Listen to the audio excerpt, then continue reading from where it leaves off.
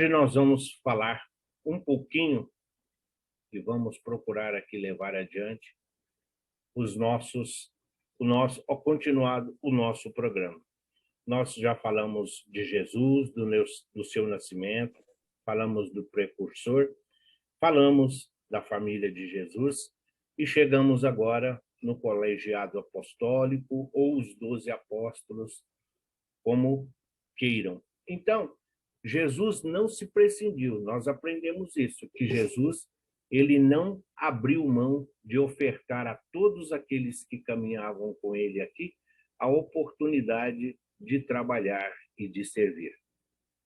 Seria esta imagem uma representação aqui do sermão do cenáculo, conhecido como Santa Ceia, a última reunião de Jesus com os seus apóstolos antes da chamada Semana Santa, antes dele entrar em Jerusalém e daí a sua crucificação? Isso daqui que nós estamos vendo é apenas uma imagem. Isso aqui é uma pintura do Michelangelo. Ele, atendendo a solicitação do Papa, então, ele, para reproduzir o sermão do cenáculo, ele fez essa distribuição, fundamentado nos livros canônicos, na Bíblia, naquilo que os escritores e pesquisadores do Antigo Testamento passaram para ele. Então, há controvérsias, muitos. Foi perseguido, sim, foi criticado, sim, e até hoje as pessoas, há muitos dos estudiosos, têm sérias dificuldades de compreender. Porém, como é conhecido e como é o mais divulgado, nós, assim, então, também fazemos uso. Até porque as fontes que nós temos não têm essa referência, porque isso não é importante. Para o conhecimento, sim, mas posição, disposição, se tinha uma taça de vinho a mais, se Pedro estava com uma adaga, se Pedro estava com um punhal, tudo isso nós sabemos. Mas qual a importância que isso tem? Nós estamos estudando a essência do Evangelho de Jesus e os seus ensinamentos. Mas, seguindo as Escrituras, então aí está nessa ordem que todos estão lendo. Um é o Simão, 2, Judas Tadeu, que seria primo de Jesus, terceiro, Mateus, o 4, Felipe, o 5, Tiago, menor, o 6, Tomé, o 7, João, o 8, Judas Iscariotes, o 9, Pedro, 10, André, que era irmão de Pedro, o 11, Tiago e o 12, Bartolomeu, como nós vamos ver também conhecido como Natanael. Essa representação que tem aqui foi colocada também para que todos possam compreender o que é quando a pessoa faz uso, sabe fazer uso de uma imagem. O Dom Brau, usando o apóstolo João, que aí está, ele consegue enxergar aí Maria Madalena, mas sem nenhuma comprovação, mas só para citar as fontes que muitas vezes são usadas comercialmente. Então vamos lá. Discípulo é qualquer seguidor de um personagem principal. É qualquer seguidor de um mestre. Eu sou seu discípulo e você é meu mestre. Diga o que quer que eu faça. Então, ele está dizendo, se nós temos um professor, se nós temos um instrutor, se você tem um aprendiz, se você tem um aluno, se você tem um seguidor, então, todo aquele que está aprendendo, todo aquele que se coloca numa condição de aprendiz, ele também pode ser chamado de discípulo. É só uma questão de nomenclatura, que hoje não se usa mais. Mas dizer que antes os alunos eram todos chamados de discípulo era, inclusive, uma honraria para aquelas criaturas, uma vez que a denominação era porque seguiam um mestre. Apóstolo é o nome que os discípulos que Jesus escolheu para serem os principais de seus seguidores eram designados.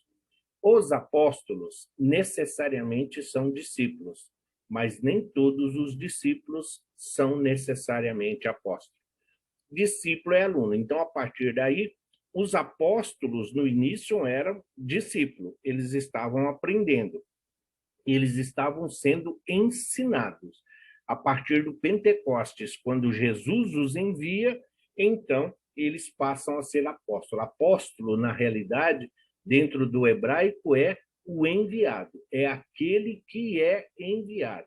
Se você está sendo enviado, é pela confiança daquele que te enviou. A sua capacidade de servir está representado por aquele.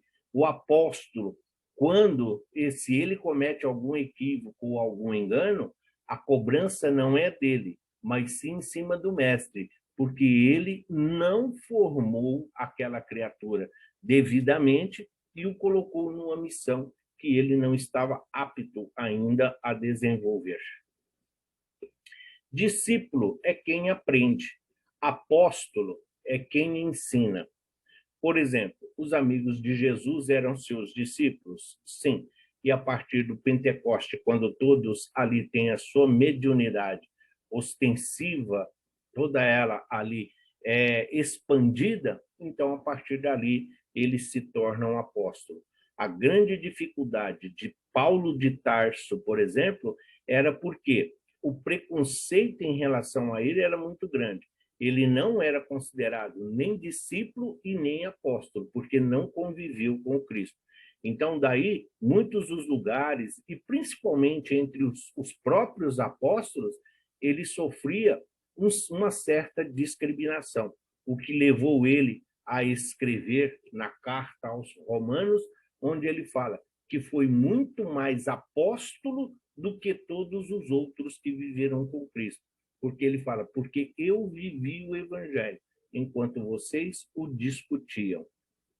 É sim, está lá sim, ele criou esse problema para eles lá. Cristo tinha muitos discípulos, que eram pessoas que aprenderam com ele os ensinamentos e ouviram a boa nova. Mas dentre eles, ele escolheu 12, que chamou de apóstolos, e os mandou pelo mundo para catequizar primeiro os judeus e depois os chamados gentios, os povos de outras origens. Os judeus falavam para o seu próprio povo, falavam do seu próprio meio, dos seus costumes, das suas tradições, os gentios não. Os gentios, cada um tinha sua crença, cada um tinha ali as suas oferendas, os seus sacrifícios, as suas celebrações. Depois, posteriormente, tudo isso foi absorvido pelo cristianismo, principalmente a partir de Saulo de Tarso, que era o encarregado por Jesus de catequizar, de levar a boa nova aos gentios.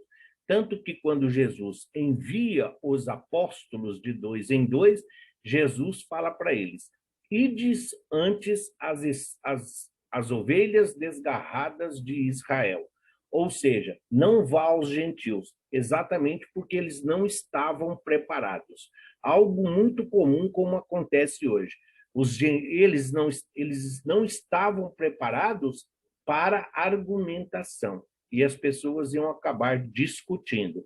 Ah, porque então ele é Deus? Eles não tinham essa condição de argumentar. Eles não tinham o total conhecimento. Então, eles precisavam falar para o seu próprio povo.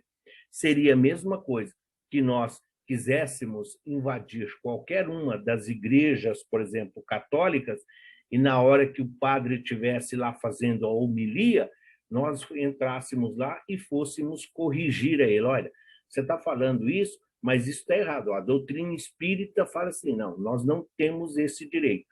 Para poder falar, precisa ser alguém que tenha autoridade moral e, principalmente, que tenha acesso, que tenha conhecimento do porquê a Igreja Católica falar dessa forma. Então, por isso, nós devemos evitar sempre o convencimento. Nós temos que ensinar pela prática e não por palavras.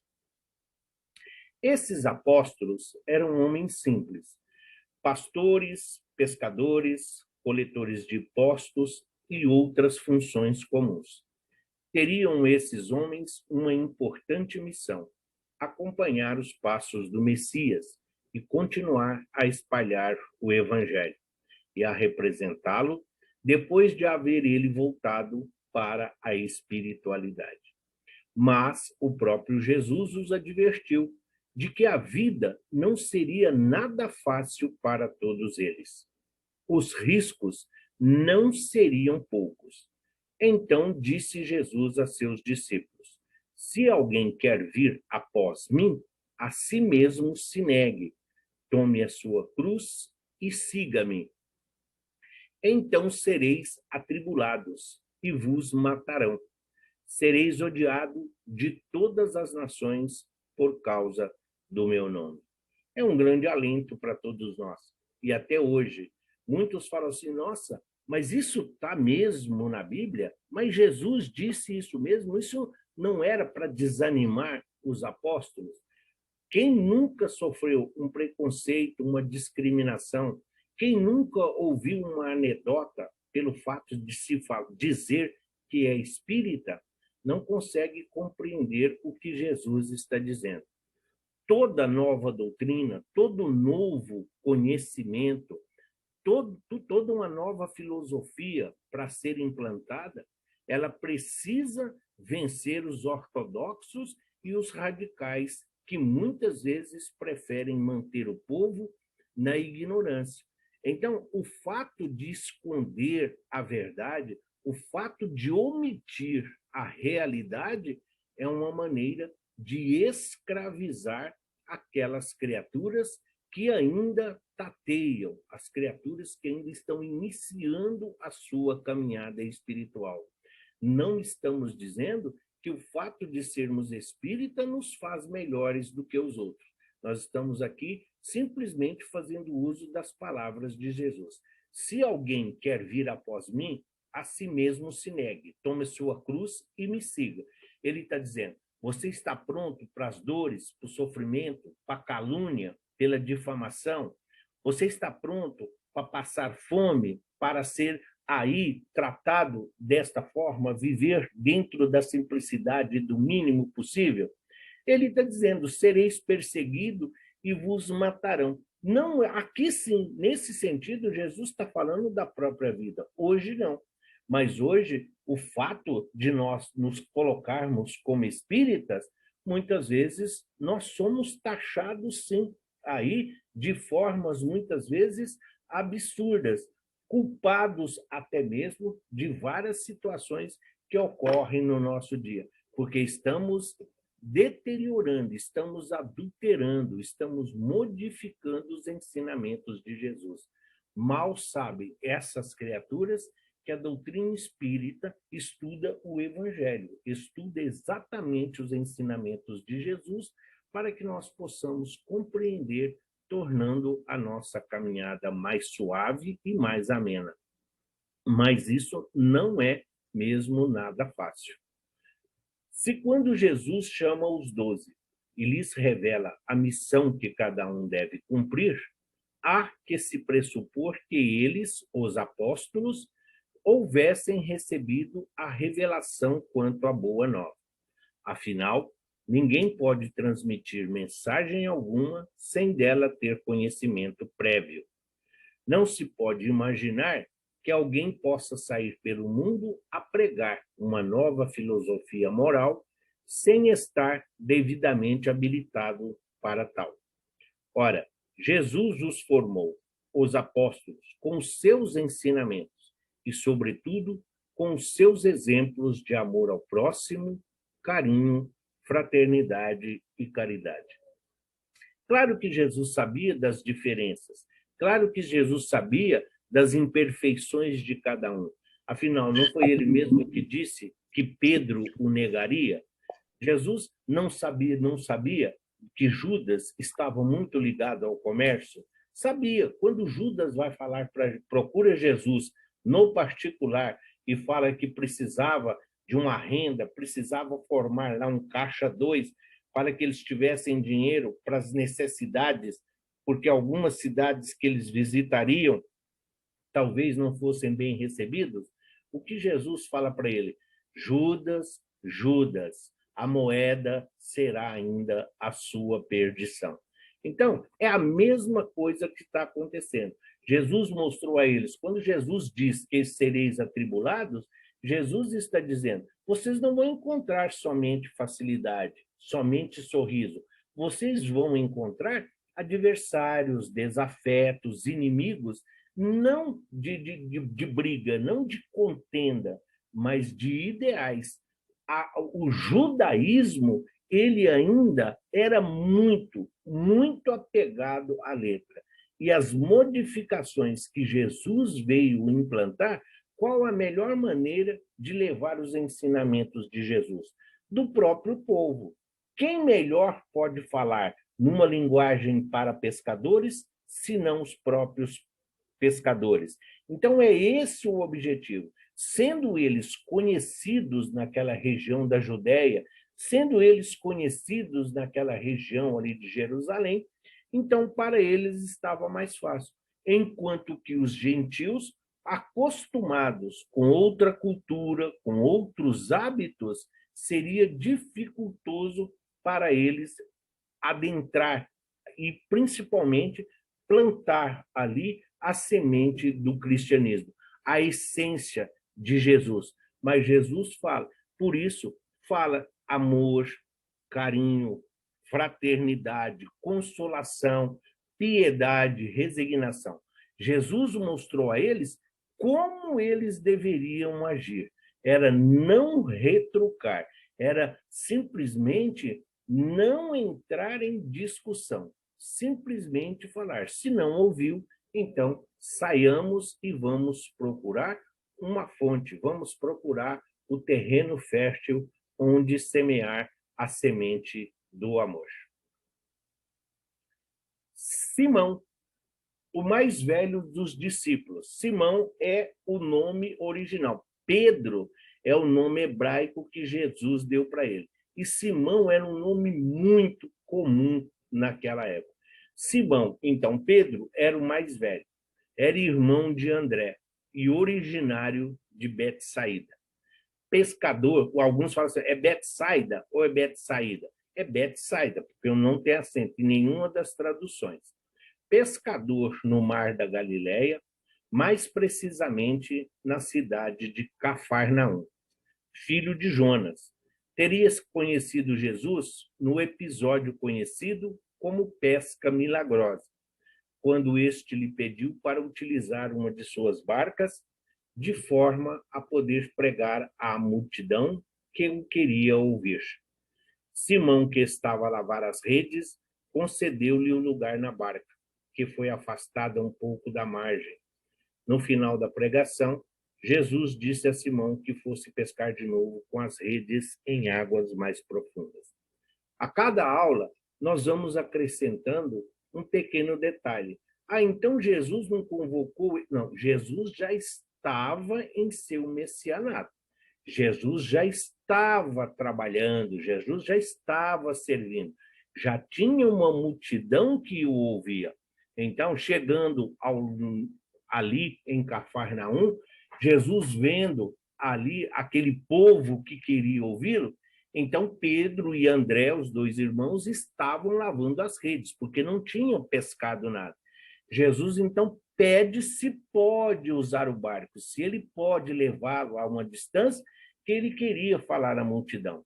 E Pedro, então, se empresta. Pedro coloca ele ali e leva para falar.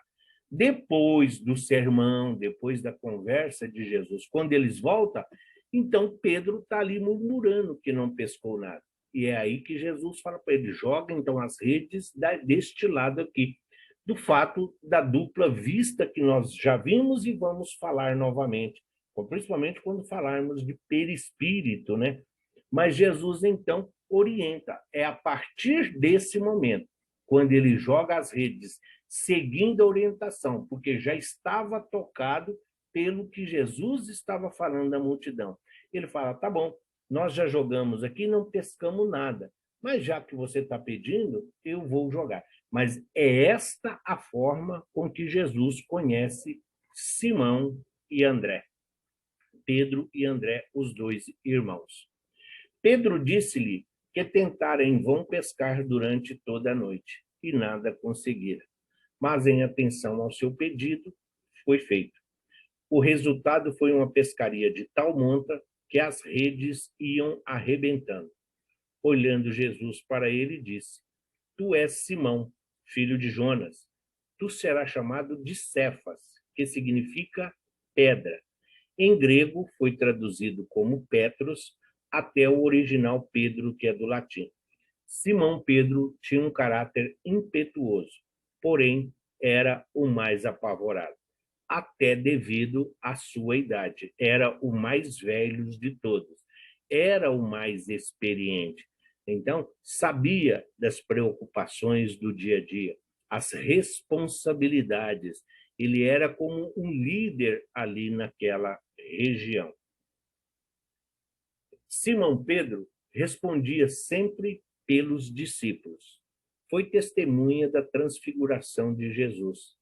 No momento da prisão do mestre, numa atitude impietosa, cortou a orelha de Malco, servo do sumo sacerdote. Junto com os irmãos Tiago e João Evangelista, fez parte do círculo íntimo de Jesus entre os 12. Estava sempre um passo à frente dos demais. Disse que Jesus era o Cristo, o Filho de Deus vivo. Depois do retorno de Jesus para a espiritualidade, despontou como líder dos 12 apóstolos, aparecendo em destaque em todas as narrativas evangélicas. Exerceu autoridade na recém-nascida comunidade cristã. Cornélio, um homem temente a Deus, foi o primeiro gentil a ouvir o evangelho por meio da pregação de Pedro.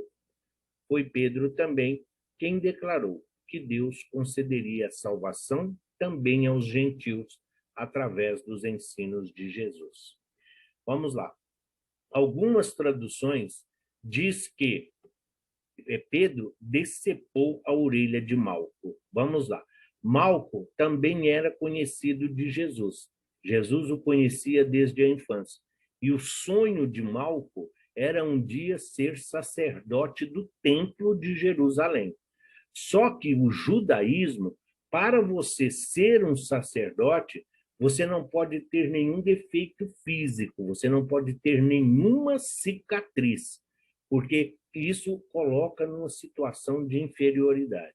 Então, não é por causa disso, mas o que mostra, não arrancou a orelha de Pedro como muitas pessoas apregoam aí, como muitas religiões. Não, feriu. Quando Jesus, ali com seu magnetismo, com a sua energia, Jesus simplesmente consegue parar a hemorragia. É isso que precisa, é esse o sentido da coisa.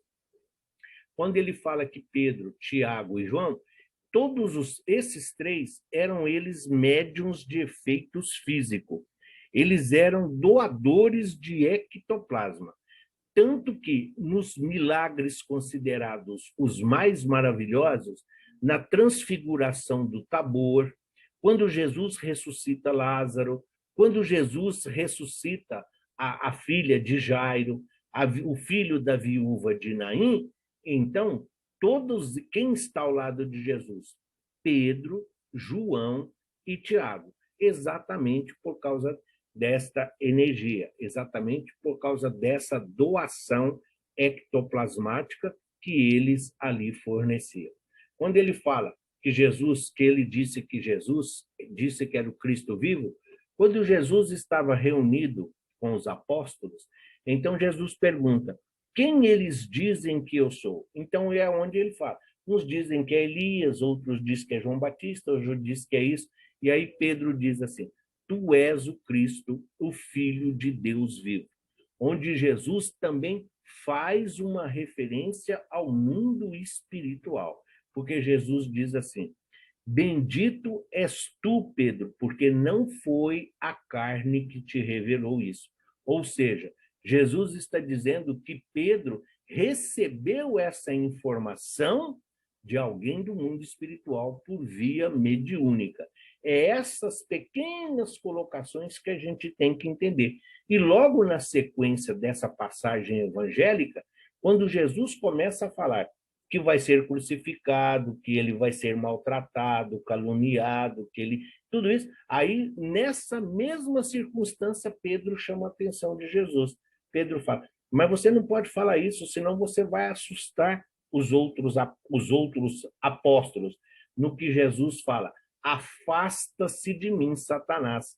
Ou seja, ao mesmo tempo em que Pedro consegue, pela mediunidade, ouvir os benfeitores dizendo que Jesus é o Filho de Deus, a mesma passagem, no mesmo momento, ele oferece a abertura para que as trevas, para que o mal ali está, as criaturas envolvidas, as chamadas sombras ou trevas, possam agir. Porque ele quer que Jesus não passe a informação para os outros. É por isso que Jesus diz a ele para que ele se afasta, chamando até mesmo de Satanás. Mas Jesus não está se referindo a Pedro, mas à entidade que estava ali numa sintonia simbiótica com ele naquele momento. André, que é irmão de Pedro, foi discípulo de João Batista. É irmão de Simão Pedro e, como ele, pescador em Cafarnaum. O primeiro a ser tirado por Jesus das tranquilas e fecundas águas do lago Tiberíades, para receber o título de pescador de homens. Foi justamente André, seguido de João. André foi o primeiro a recrutar novos discípulos para o mestre. As tradições indicam que ele teria ido a lugares distantes para pregar o evangelho. Então, ele vai, por ser já discípulo de João Batista e vendo João Batista falar do Salvador, do Messias, então, quando Jesus aparece e começa a falar, ele começa a ver as obras de Jesus, então ele começa a pregoar, olha, é esse o Messias, é esse o Salvador, é esse de quem João Batista nos falava, seguindo as mesmas orientações. Era o irmão mais novo de Pedro? Sim, mas cada um dentro da sua particularidade. Pedro não tinha nada a ver com João Batista, o que mostra que todos esses espíritos, quando nós olhamos, se nós pegarmos os livros de Flávio Joséfo, se nós olharmos as escrituras, a tradução lá do original, do hebraico para o grego, na realidade nós vamos ver que todos os apóstolos, exceção a Judas Iscariotes, eles têm uma ligação familiar entre si. É que a tradução é muito difícil, porque do hebraico para o grego, todos são chamados de irmãos. Então fica difícil se ele está falando de irmão em relação ao judaísmo, à religião, ou se está falando de irmão consanguíneo. Por isso a dificuldade de fazer um estudo mais profundo das famílias naquela época. João era o mais jovem dos apóstolos. Era irmão de Tiago Maior. Ocupa um lugar de primeiro plano no elenco dos apóstolos, provavelmente por se assemelhar à sua mãe Salomé, mulher enérgica, de fé sincera, que mais tarde se uniu aos discípulos de Jesus. Apesar de simples e não instruído, é evidente que o jovem conhecia o ensinamento dos essênios, o que acentuou suas tendências apocalípticas. Ouvindo a pregação de João Batista, João se convenceu da aproximação do reino de Deus. Ele está entre os mais íntimos de Jesus. Está ao seu lado na hora da ceia. É considerado o discípulo amado. Era jovem na época da vinda do Mestre e na crucificação foi designado por Jesus para tomar conta de Maria, demonstrando aí o quanto este confiava em João. Então, Jesus, sendo ele o mais novo, um adolescente, segundo as Escrituras, ele tinha entre aí 13 e 16 anos, Jesus tinha um carinho especial por aquele adolescente, mas que sim, por Jesus o conhecer e saber da sua potencialidade, Jesus então cuidava dele ali como se cuida mesmo de um irmão menor. Salomé, a sua mãe, tem uma passagem no livro Boa Nova, do Humberto de Campos, onde ela vai pedir a Jesus que peça a Deus que reserve um lugar à sua direita para os seus dois filhos, que é quando Jesus fala para ela se eles estão prontos para beber do seu cálice, que é a calúnia, que é ser crucificado, que é ser maltratado. O cálice que Jesus pergunta se eles estão prontos para receber é ser martirizado, como de fato o foram. Quando diz os essênios, tem uma referência muito grande, inclusive alguns mais afoitos chegam a dizer que Jesus, dos 12 aos 30, viveu entre os essênios. Jesus não precisava aprender nada com ninguém. É preciso que nós tenhamos sempre em mente que Jesus é o idealizador deste planeta. Tudo o que aqui acontece desde a sua criação, desde que Jesus recebe das mãos de Deus aquela nebulosa incandescente, tudo o que acontece aqui está sob a supervisão de Jesus. Qual o objetivo dele ir estudar e saber os costumes dos essênios, se ele é que colocou os essênios aqui? Então, são pequenos detalhes, são pequenas coisas que vão trazendo para nós luz. É com essas pequenas velas, com esses pequenos vagalumes piscantes de entendimento, que nós vamos compreendendo a essência do Evangelho de Jesus. Quando diz amado, não é uma preferência, mas por ele ter menos experiência de vida, exigia um pouco mais de cuidado de Jesus. E por conhecê-lo e saber da sua destinação, não só por via mediúnica, é preciso entender, como nós vimos na aula passada, todos os espíritos aqui reunidos, Jesus os conhecia, Jesus os instruiu. Então, Jesus sabia da destinação de cada um. Então, quando Jesus, ali no Calvário, quando Jesus, ali na cruz, ele diz que é para João cuidar de sua mãe, é porque Jesus sabia que de todos eles, João era aquele, o único que iria desencarnar de morte natural. Era o último a desencarnar.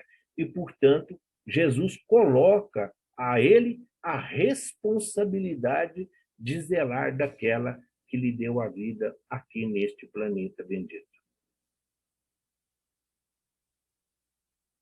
Tiago, o maior, pescador, irmão do também apóstolo João, o evangelista, filhos de Zebedeu, natural de Betsaida, fazia parte do círculo mais íntimo de Jesus. Após a morte deste, permaneceu em Jerusalém junto a Pedro. Junto com Pedro e João, Tiago, aqui o filho de Zebedeu, eles eram os dirigentes da Casa do Caminho. É com Tiago, com esse Tiago aqui, irmão de João, que Paulo de Tarso vai entrar em atrito por causa das práticas judaicas que Tiago implantou na Casa do Caminho. Então, ele, sim, era um radical, ele entendeu que para evitar a perseguição dos judeus, para evitar o preconceito e a discriminação do Sinédrio, para que eles pudessem manter a Casa do Caminho, se fazia necessário implantar certas práticas judaicas, como orar de mãos postas em direção ao sol nascente, de evitar certos tipos de alimentos que eram considerados impuros pelo judaísmo. E quando Paulo de Tarso, já ali ele convertido depois da estrada de Damasco, quando ele retorna à Casa do Caminho, porque a primeira vez que ele foi como perseguidor. Ele foi ali para prender Pedro, João e Tiago. E quando ele volta já convertido ao cristianismo, ele não se conforma com a forma com que eles estavam tratando o evangelho de Jesus. Tiago, filho de Alfeu, também conhecido como Tiago Menor, conhecido também como Zebeu, tornou-se um membro altamente respeitado da recém-nascida comunidade cristã em Jerusalém.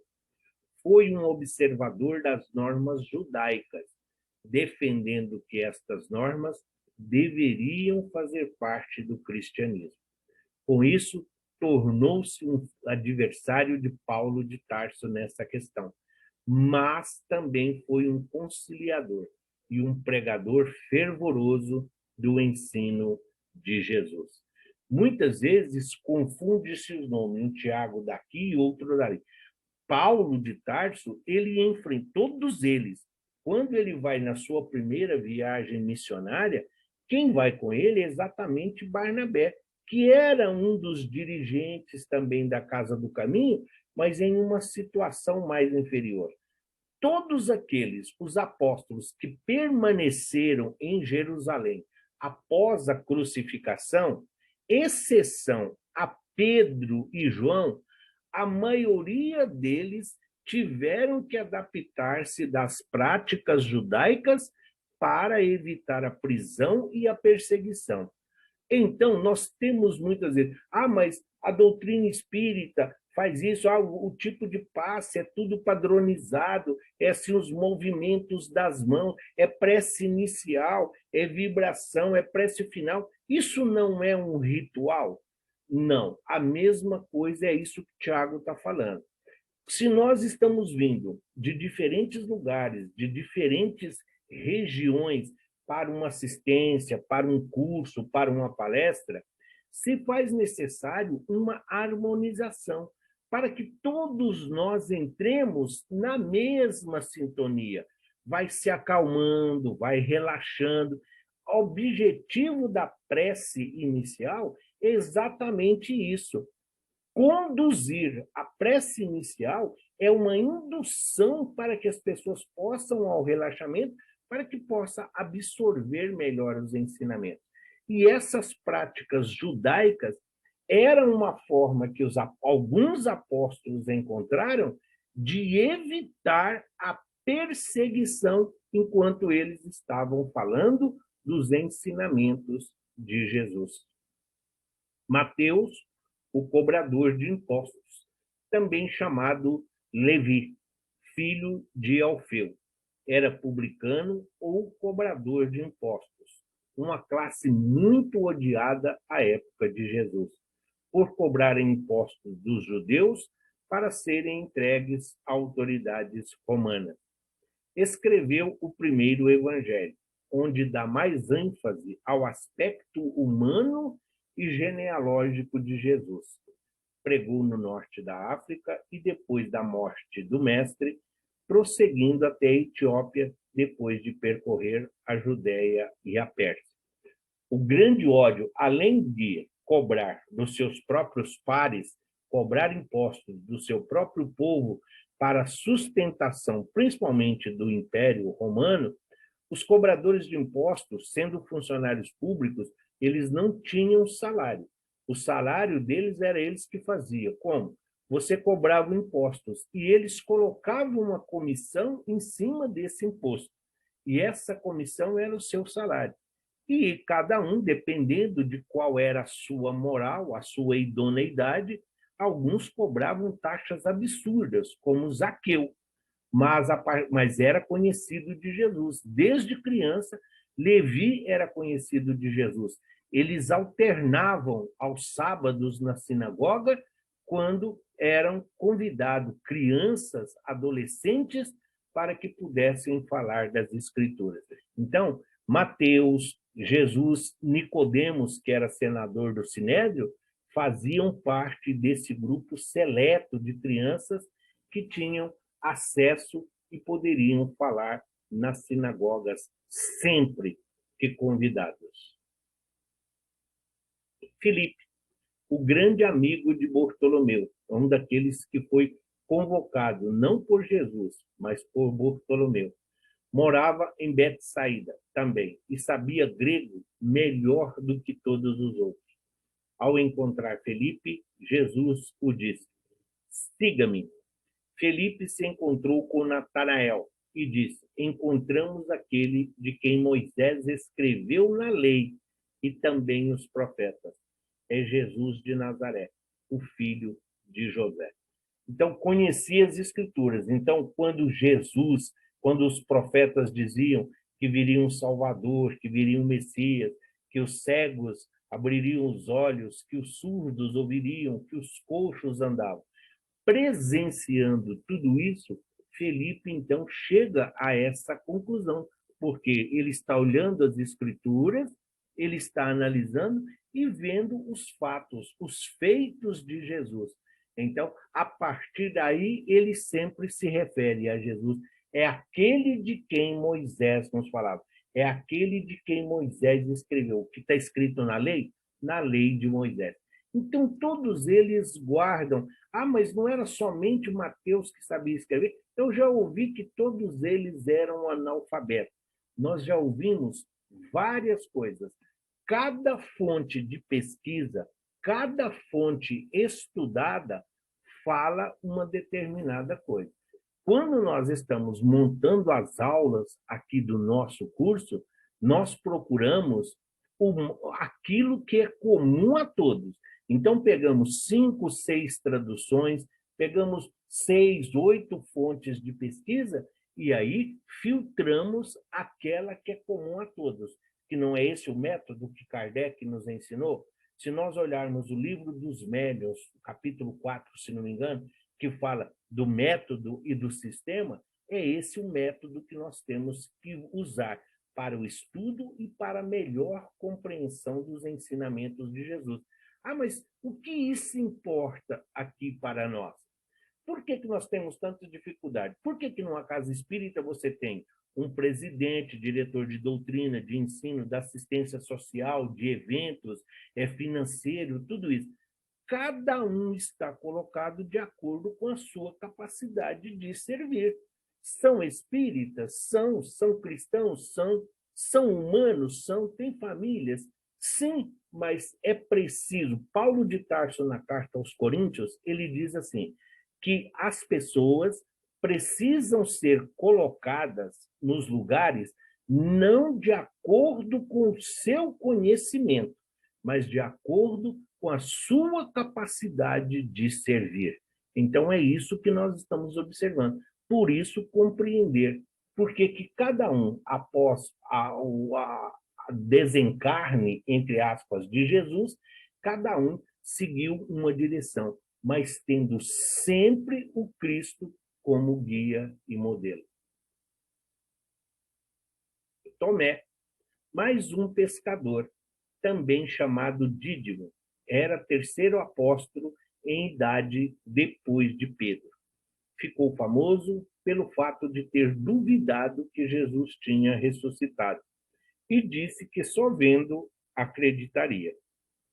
Então Jesus apareceu para ele e respondeu que muitos não iriam ver e acreditariam. Depois da crucificação, segundo a tradição, sua obra de evangelização foi-se à Pérsia e à Índia. Muitos de nós ainda duvidam. Tem muitas pessoas que nós falamos, olha, a doutrina espírita, ela ensina que existe uma vida depois da vida, que nós continuamos a viver no mundo espiritual. Ah, isso é coisa de espírito, isso é coisa de conto de fadas, isso é lenda. Ou muitos não, vai lá que você vai ver. Eu só assim, mesmo se eu ver, eu não acredito. É o caso de Tomé. Então, temos muitos Tomés ainda hoje no mundo. Todos nós vamos nos deparar, num momento ou outro, com algum Tomé. Se não na nossa família, no trabalho, no meio social em que nós vivemos. Mas nós precisamos. Hoje nós já sabemos, Nós não precisamos ser como ele. Porque hoje nós falamos que não vamos acreditar no Cristo, nós não acreditamos em Jesus porque nós não o vemos. Ah, nós não acreditamos que Jesus ressuscitou. Realmente, nós não acreditamos que Jesus ressuscitou, porque ninguém morre, existe uma vida. O que Jesus deixou foi o corpo físico. Agora, explicar isso para quem não tem conhecimento da doutrina espírita, para quem não tem conhecimento do significado de perispírito, realmente se torna uma das tarefas mais árduas com as quais nós vamos nos deparar. Judas Iscariotes, que era de Queriote, que Queriote era uma cidade, localidade da Judéia. Dizem as tradições que este apóstolo era designado para cuidar do dinheiro comum por ser um dos poucos instruídos. O que leva, olha como são, um dos poucos instruídos, sendo que logo acima está dizendo que Felipe era de todos, era o que melhor sabia falar grego. Ah, mas falar grego não significava que ele era instruído. Sim, porque tinha acesso, era conhecedor, sabia ler, sabia escrever. Judas foi enganado pelos sacerdotes que o induziram a mostrar onde estava Jesus, a troco de 30 moedas de prata, prometendo que só o prenderiam durante as festividades da Páscoa judaica. Todos nós nos enganamos, todos nós cometemos equívocos, todos nós, às vezes, temos as melhores das intenções, só que nem tudo sai como nós planejamos. Então, é daí a necessidade do autoconhecimento, a verificação do meio em que nós estamos vivendo. Nós gravamos uma audiopalestra que as meninas do apoio, da ajuda aí, colocaram a entrevista que Humberto de Campos faz com Judas Iscariotes. É muito interessante as colocações que ele traz. Vem desmistificar muita coisa que as denominações religiosas hoje ainda se apegam. Judas Tadeu, também chamado Lebeu. Tadeu é um dos 12 citados nominalmente por Mateus. É chamado por muitos de o irmão de Jesus. Foi quem, na última ceia, perguntou a Jesus: Senhor, por que te manifestará a nós e não ao mundo? Nada se sabe da vida de Judas Tadeu depois da ascensão de Jesus. Diz a tradição que pregou o evangelho na Mesopotâmia, Edécia, Arábia, Síria e também na Pérsia. Sim, é o mesmo Judas Tadeu da igreja? É. Algumas colocações, alguns estudos, algumas bíblias o colocam como irmão de Jesus. Outras fazem a colocação de que é primo, de que esse irmão está se referindo somente dentro do judaísmo, o mesmo Deus Yahvé. O que importa é que houve um tempo em que se colocava ele e acreditava-se que por algumas colocações que a sua história, a sua biografia contada fala, que ele seria o irmão de Jesus. Na Santa Ceia, ele então, a mesma forma que nós temos aquele que pergunta quem trairás, ele também. Então, essas colocações que se faz é uma forma de identificar dentro da Bíblia e dos ensinamentos de Jesus fatos que vão enaltecendo e vão mostrando a relação dos apóstolos com o próprio mestre. Se Jesus confiava em Pedro, João e Tiago, é porque ele sabia. Pedro, o mais experiente. Tiago, por ser o mais enérgico. E João, porque eu tinha mais potencial. É o que tinha mais energia. É o que tinha mais vigor. Porém, nós não podemos prescindir da experiência. Nós não podemos prescindir da disciplina. E, nesses casos, Jesus encontrou nesses três o apoio que ele precisava. Não por uma preferência. Quando nós precisamos que alguém execute alguma tarefa, algo para nós, nós procuramos aquele que está mais habituado, aquele que está mais, está mais habituado com aquela circunstância. Peça para aquele que está mais ocupado, que você vai ter certeza de que sairá e sairá bem feito. Simão, o Zelote, era chamado assim porque pertencia a uma seita chamada de os Zelotes ou os Zeladores, que lutava para a libertação de Israel dos romanos. Era uma seita ultranacionalista e não religiosa. Simão permaneceu na Palestina pregando o evangelho. Dos seus atos como apóstolo, nada se sabe. Está incluído na lista dos 12. Então, nem todo nós vamos encontrar referência. Nem todos e nem todas as personagens que estão na Bíblia, nós vamos lá e vamos ter uma biografia completa. Alguns nós temos que buscar nos evangelhos apócrifos, nos evangelhos gnósticos, nós temos que buscar somente em historiadores, e isso dificulta muito. Essa busca pelo Jesus histórico, essa busca pela história do cristianismo e todas as suas personagens, não é algo fácil. Como que nós fazemos? Graças a Deus e a Jesus, a doutrina espírita vem em nosso socorro. A Amélia Rodrigues, ela relata muito dos fatos acontecidos à época do Cristo nos seus livros.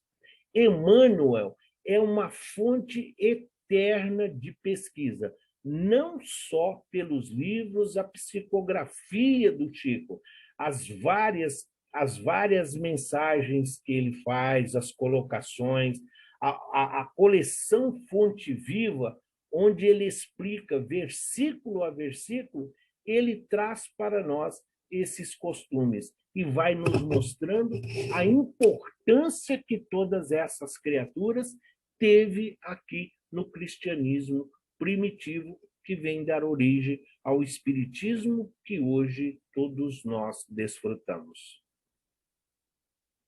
Bartolomeu, também chamado de Natanael, no Evangelho de João, natural de Canaã, na Galiléia, recebeu de Jesus uma palavra edificante. Eis aqui um verdadeiro israelita, em quem não há dolo, não há erro, não há mácula, não há o chamado pecado. Bartolomeu viu os prodígios operados pelo Mestre, ouviu a sua mensagem, assistiu à sua paixão e à glorificação. Depois se tornou um arauto da Boa Nova, aceitando com o mesmo entusiasmo as consequências de um testemunho comprometido. O apóstolo Bartolomeu, que era da Galiléia, foi para a Índia. Pregou para aquele povo a verdade de Jesus, segundo o Evangelho de Mateus. Depois que, naquela região, converteu muitos ao Cristo, passou para a Armênia, onde levou a fé cristã ao rei Polímio e a sua esposa e a mais 12 cidades. São situações que até agora, por exemplo, nós ainda não tínhamos visto, nós ainda não tínhamos sido relatados em relação aos apóstolos, em relação à sua vivência ali perante o Cristo.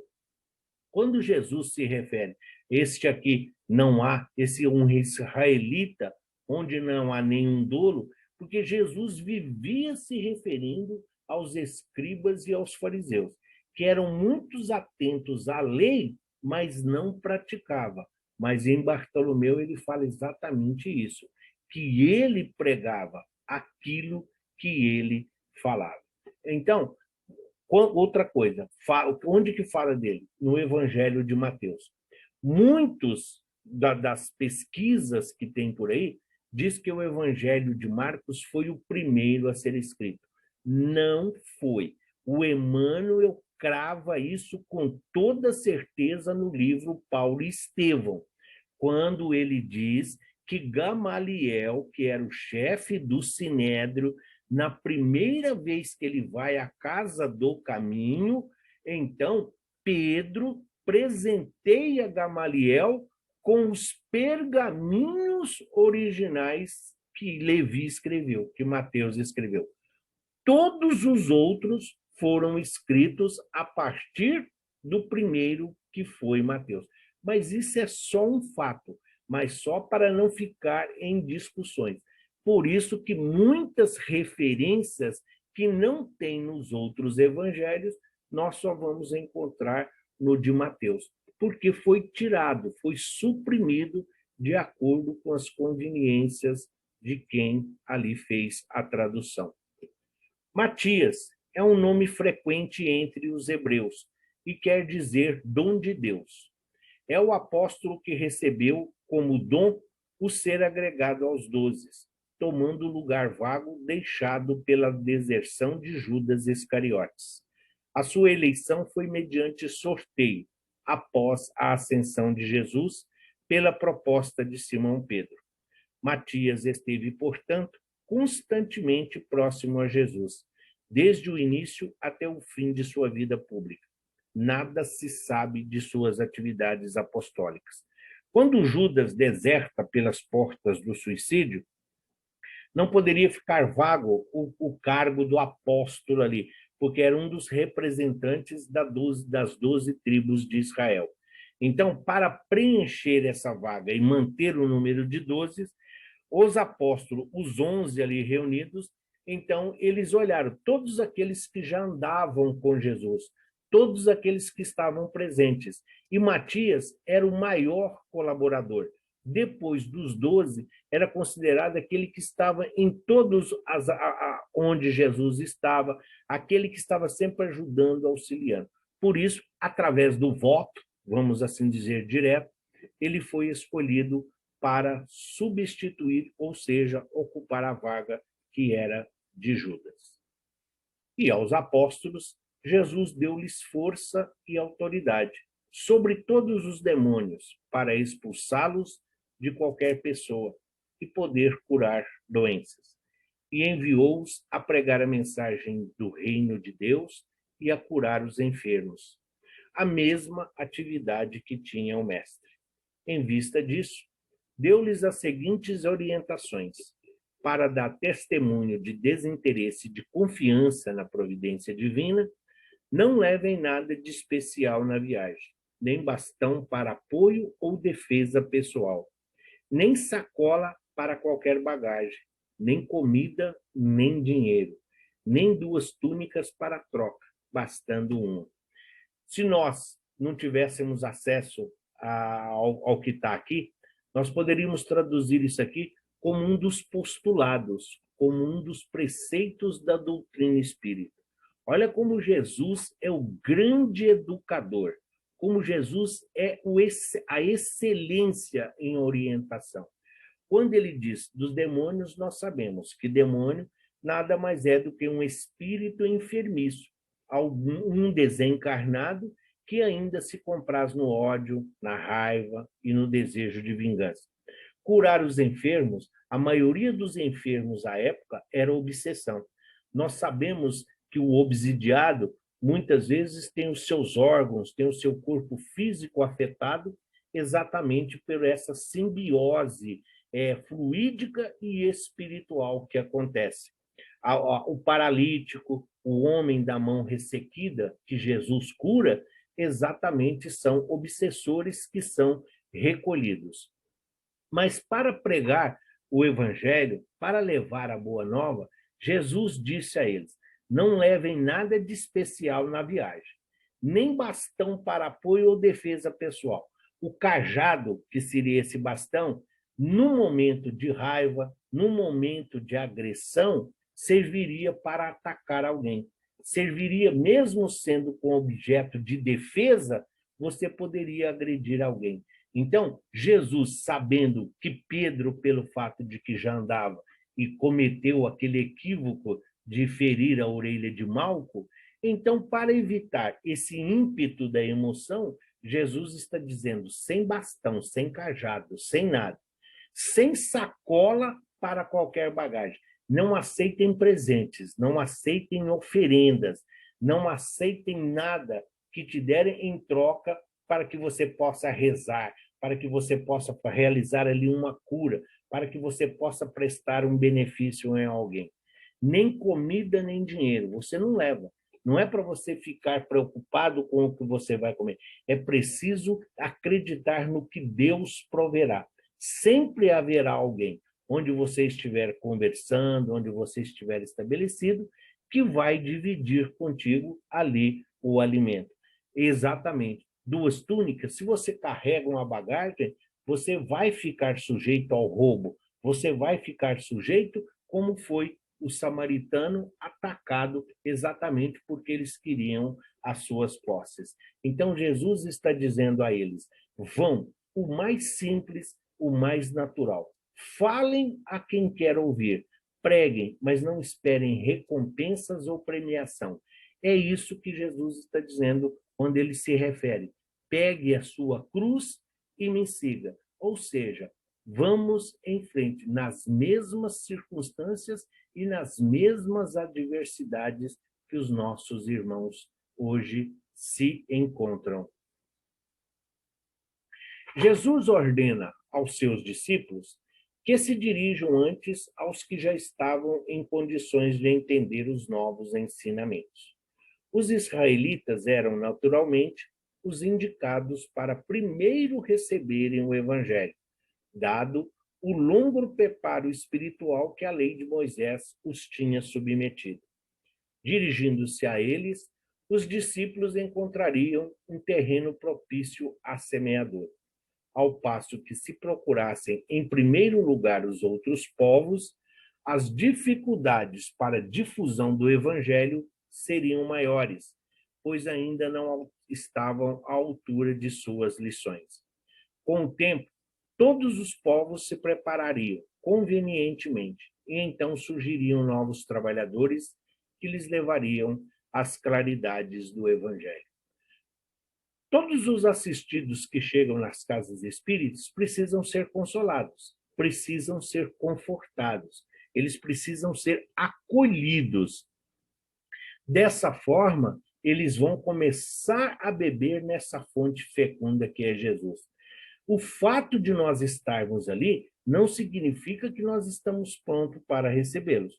Se eles precisarem de orientação espiritual, se eles precisarem de um tratamento, se eles precisarem fazer um curso, tudo isso, para isso existe o DEPOI, para isso existe o atendimento fraterno, para que a pessoa que vai conversar com eles, entendendo a problemática de cada um, possa indicar-lhe a melhor assistência, a melhor maneira, o melhor meio para que ele possa ser atendido em suas necessidades.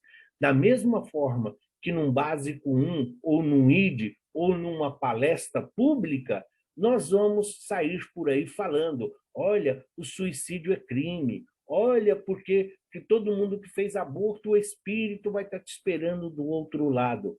Não, mas está no livro dos espíritos. Onde está a caridade? Nós temos principalmente que zelar pelas criaturas que caminham conosco. Não é porque tem uma informação, não é porque está no livro dos Espíritos, não é porque está na Bíblia, que nós vamos ficar discutindo, que nós vamos querer convencer as pessoas. Não. Tudo no tempo certo. É preciso lembrar sempre que muita luz ofusca, ao invés de iluminar o caminho das criaturas. Portanto, a recomendação de Jesus: sede prudentes como as serpentes, para que pudessem os apóstolos lograrem êxito na sua missão, o de levar a boa nova. Era, portanto, necessário e indispensáveis que agissem com prudência, com cautela e com astúcia. A prudência os tornaria capazes de se prevenirem das armadilhas dos homens. Em sentido figurado, as serpentes são animais que se cercam de todos os cuidados diante dos seus predadores e também de suas presas. Isso é ser prudente, isso é ser cuidadoso. Não está se referindo aqui de uma forma pejorativa. está falando exatamente do instinto. É isso que todos nós precisamos. O Emmanuel, em relação à violência doméstica, em relação a toda essa truculência que existe hoje ainda dentro das famílias, o Emmanuel fala exatamente usando esse ser de prudentes. O Emmanuel diz assim: sim, nós somos cristãos, sim, nós somos espíritas, mas nem por isso ninguém deve colocar o seu pescoço na corda que alguém segura. Então, nós não temos que, só porque estamos ali falando do evangelho, falando de amor, nós temos que estar sujeitos à agressividade. Então, cautela sempre é uma forma também de disciplina. E simples como as pombas, sede prudentes como as serpentes, e simples como as pombas. Que sejam simples, que hajam sem maldade, que sejam puros, que sejam íntegros. A simplicidade contribuiria para alimentar a confiança na mensagem recebida. Figuradamente, as pombas são animais que retratam a mansidão e que têm grande mobilidade, pois podem voar. E aqui ele está falando, sim, dessa doçura. Nós nem estamos falando hoje dos piolinhos e das pestes das doenças que elas transmitem.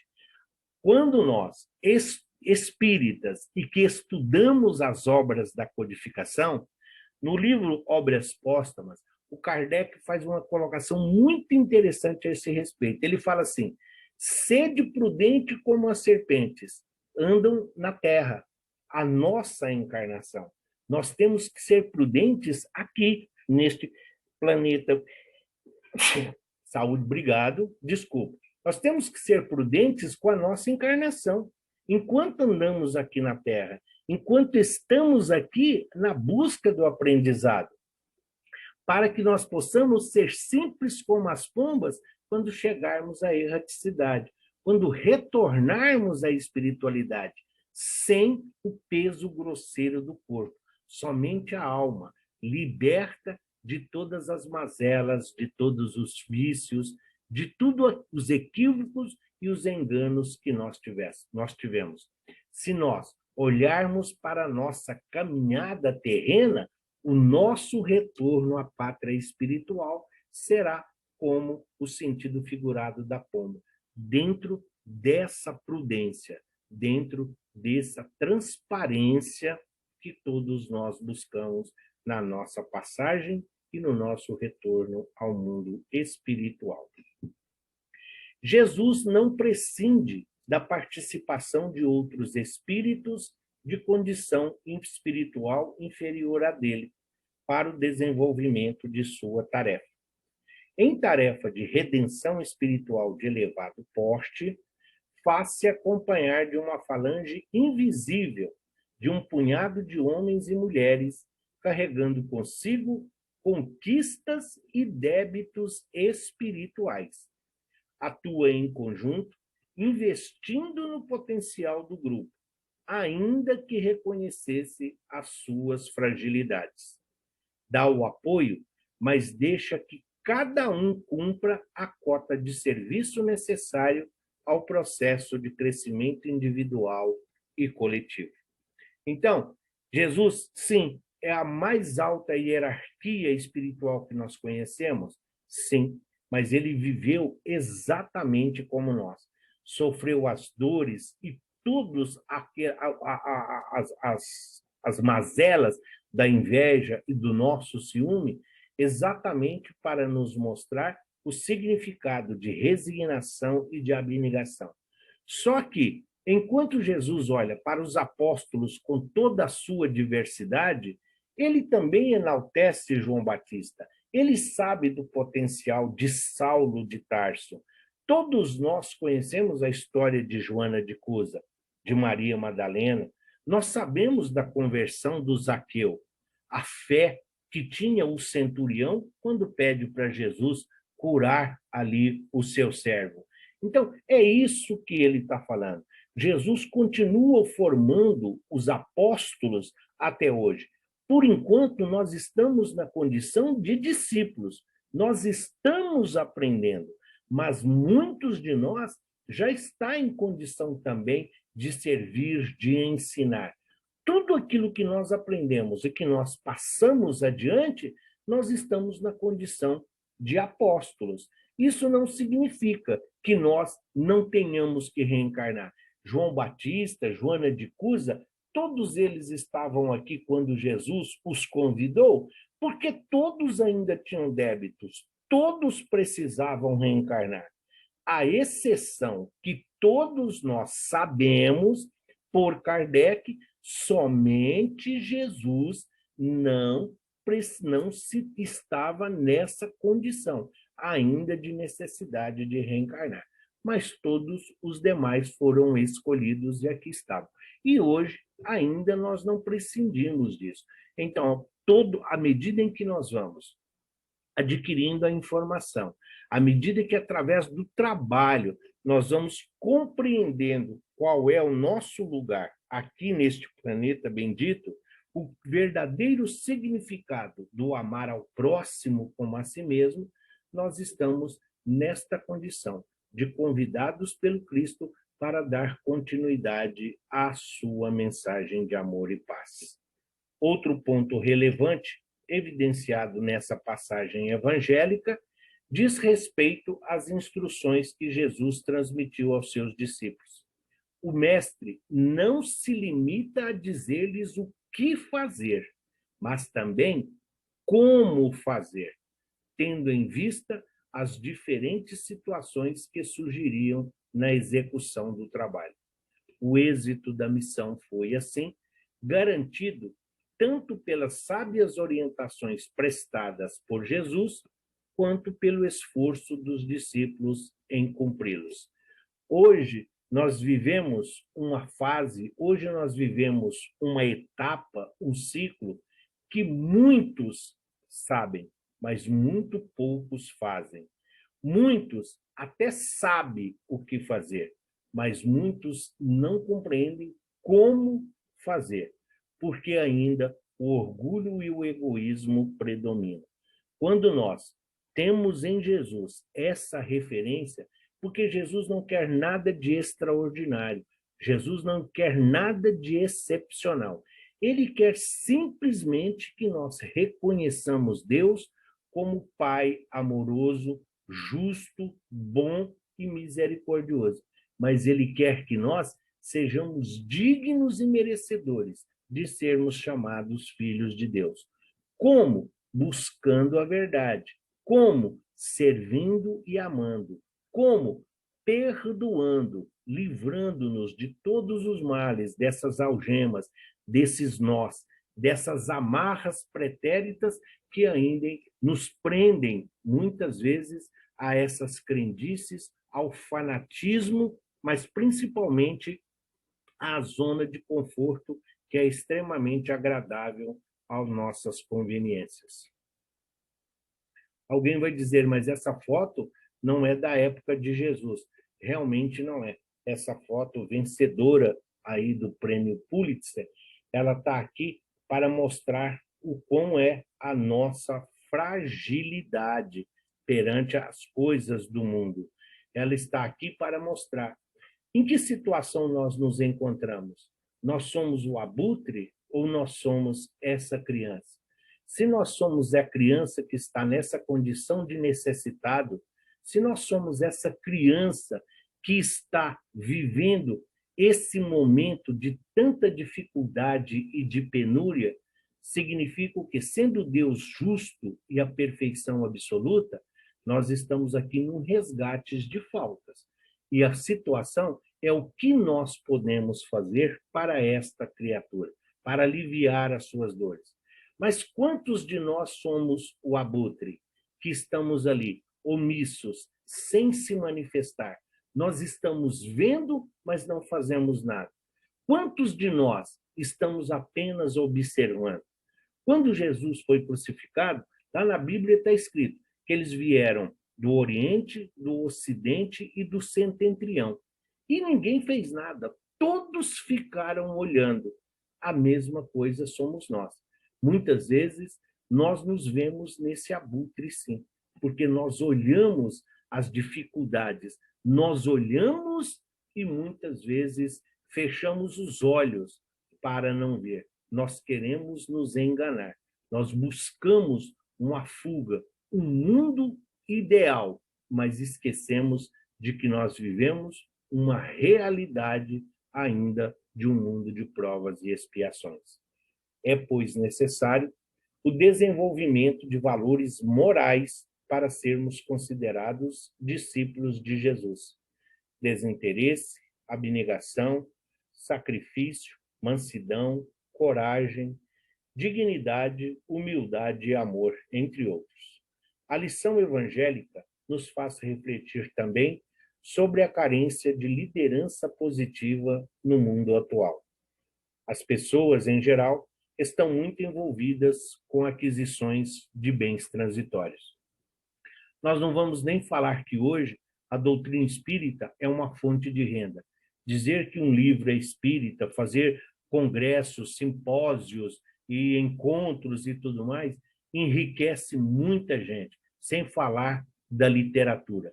E eles não estão preocupados, sim, com os postulados e os conceitos, mas em falar aquilo que as pessoas querem agradar, aquilo que as pessoas querem ouvir, aquilo que faz bem aos ouvidos. É a chamada porta larga da perdição. Por quê? Porque nós não temos uma liderança. Às vezes nós colocamos tanta confiança neste ou naquele, mas no mesmo momento nós mesmos começamos a endeusar os humanos e eles acabam indo por um caminho de fascinação. Pela vaidade se deixam conduzir e acham-se maiores do que verdadeiramente são.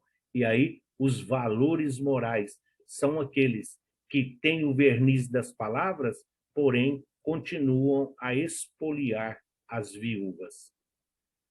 A ausência de objetivos superiores é um dos grandes males humanos.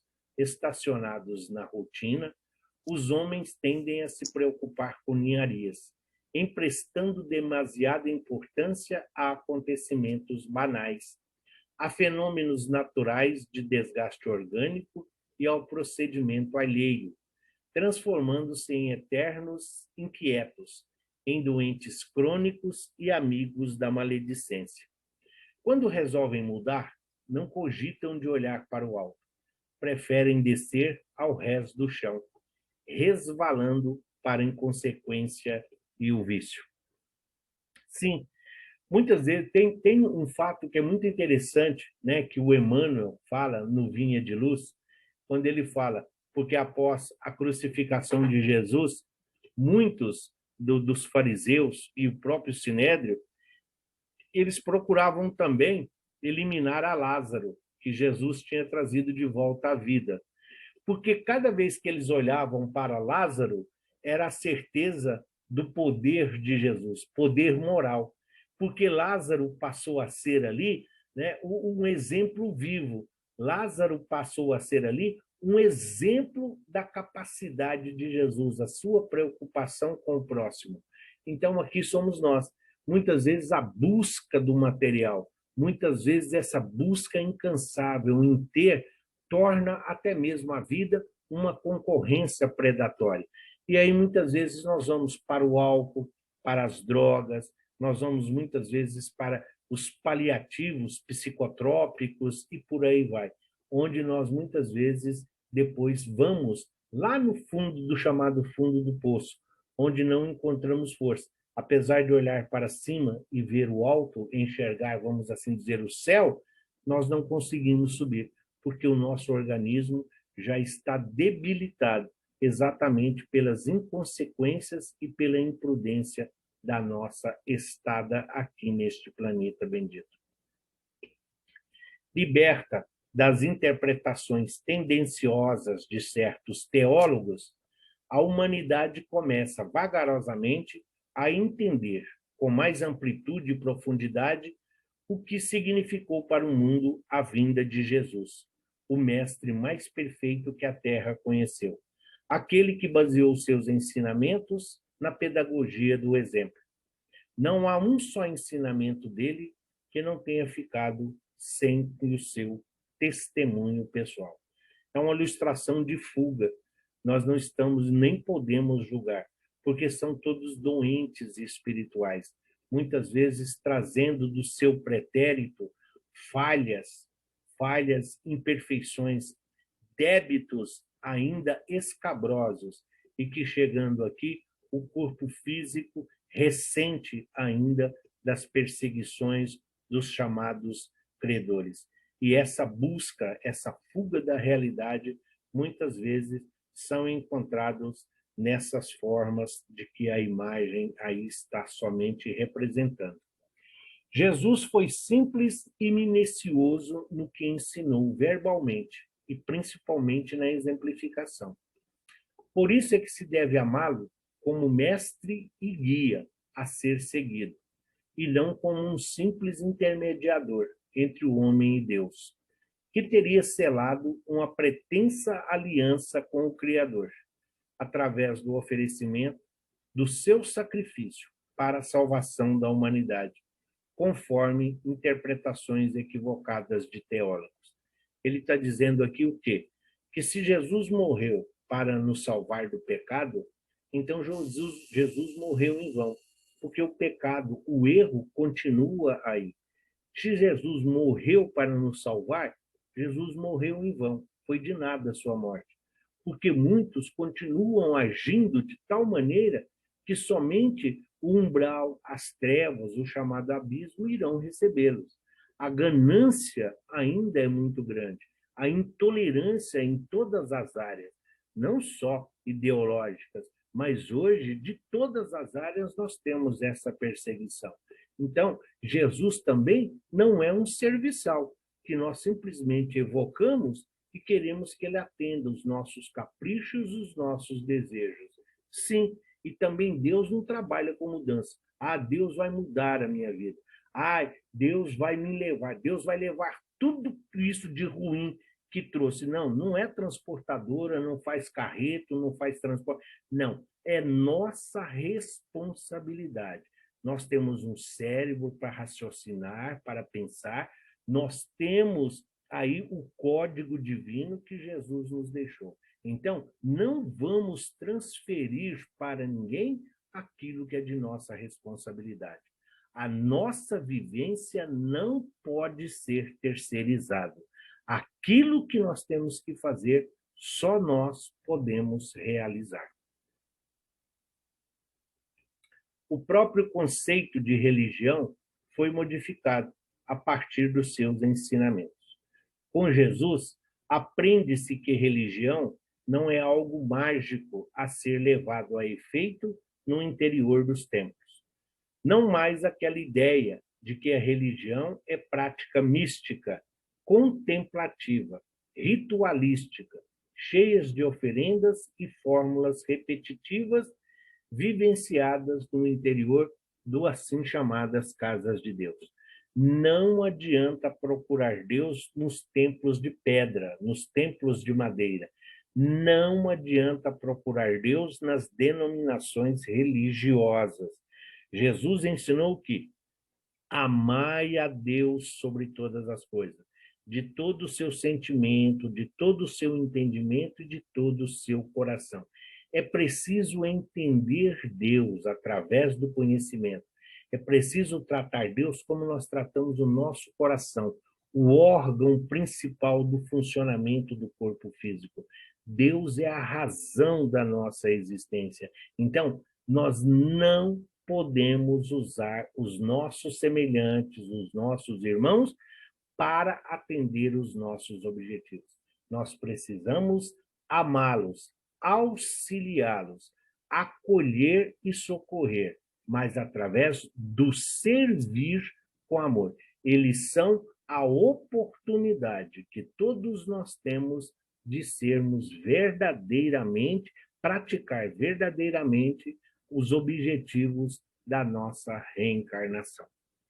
Religião, conforme os ensinamentos de Jesus, e principalmente os seus exemplos, passou a ser, para aquele que lhe entendeu as lições, um novo modo de viver, de se relacionar com o próximo. em todos os ambientes e em todos os momentos, ensinando que Deus está presente em todo o universo. Alargou-se os limites do templo ao conceituar o universo como um santuário imenso.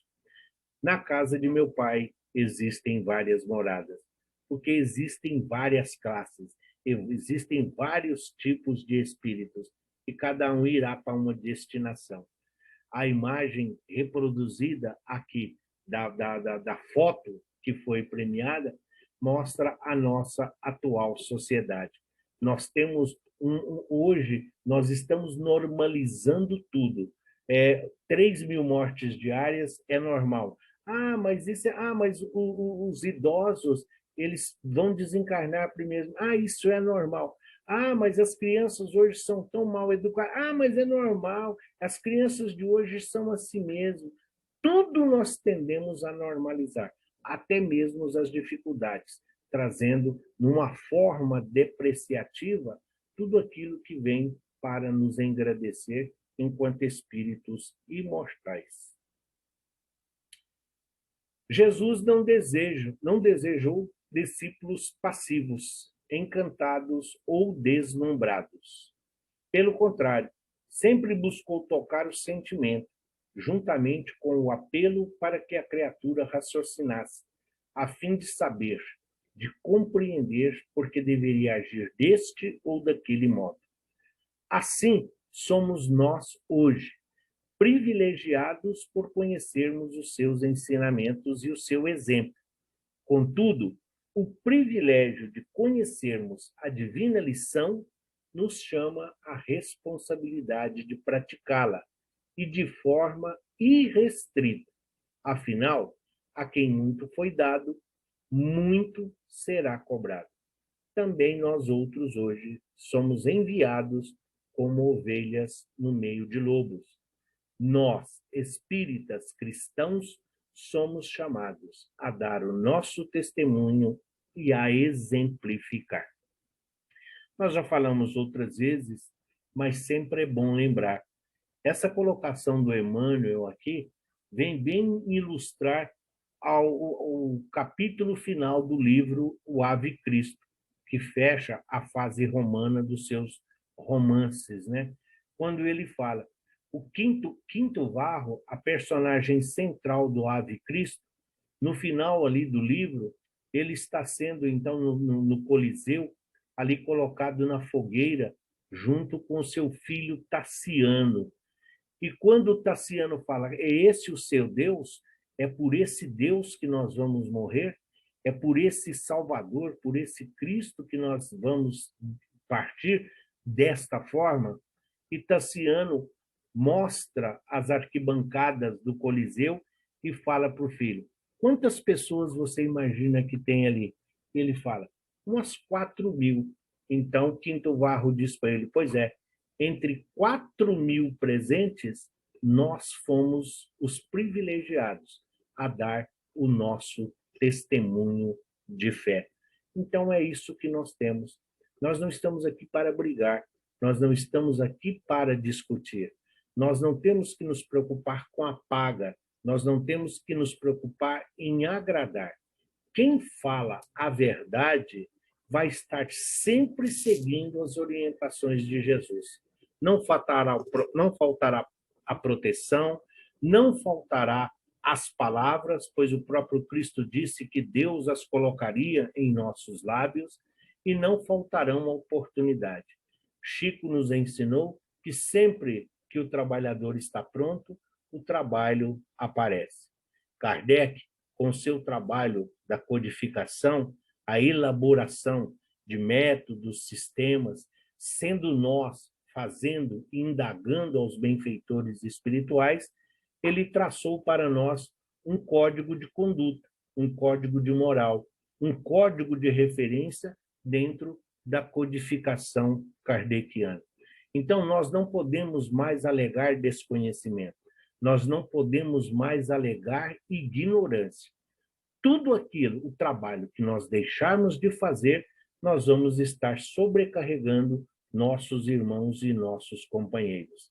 E aqui, mais uma vez, O mais importante não é chegar em primeiro lugar, mas sim que todos nós cheguemos juntos, confiantes, esperançosos e renovados pelo Evangelho de Jesus. Nossa próxima aula, dia 11/5, Sermão da Montanha, a introdução. Nós vamos falar na nossa próxima aula, então, nós vamos aí compreender as bem-aventuranças, que elas não podem ser alcançadas todas em um mundo de provas e expiações. Nós vamos ver que bem-aventurados os pobres de espíritos, os aflitos e os que choram, é próprio dos mundos de provas e expiações. 2 delas são de mundos regeneradores, mais 2 de mundos puros, e a última, bem-aventurados os puros de coração, porque verão a Deus. Essa bem-aventurança só pode ser adquirida nos mundos felizes ou os mundos crísticos, de onde Jesus zela por cada um de nós. Quer conhecer mais um pouco a respeito da nossa estada, dos nossos discípulos, do que por que nós somos os modernos discípulos? Kardec já assim o fez. O Livro dos Espíritos. Quer saber de onde viemos? Então vai lá, na Gênese, ela explica de onde nós viemos. Mas o Livro dos Espíritos, a pergunta de 1 a 329, responde a essa indagação. Quer saber o que nós sentimos? O que é mediunidade, dor, sofrimento, amor, perdão, piedade? Tá, o Livro dos Médiuns mostra o que nós sentimos, mas o Livro dos Espíritos trata do mesmo assunto, da pergunta 330 a 613. Quer saber por que nós sofremos? Porque tudo acontece comigo? Ai, como eu sou infeliz? Vai lá no Evangelho segundo o Espiritismo. Ou então procura no Livro dos Espíritos, das 614 a 919. E, finalmente, para onde vou? Qual é a minha destinação? Qual das muitas moradas é aquela que está à minha espera? O céu e o inferno. Ou Livro dos Espíritos, da 920 a última 1019. Mas se está difícil ler esses 4, estude o Livro dos Espíritos. A orientação da Joana de Ângeles para o Divaldo é que o Livro dos Espíritos é uma leitura contínua. Nós temos que ler quantas encarnações e quantas vidas nós tivermos aqui neste planeta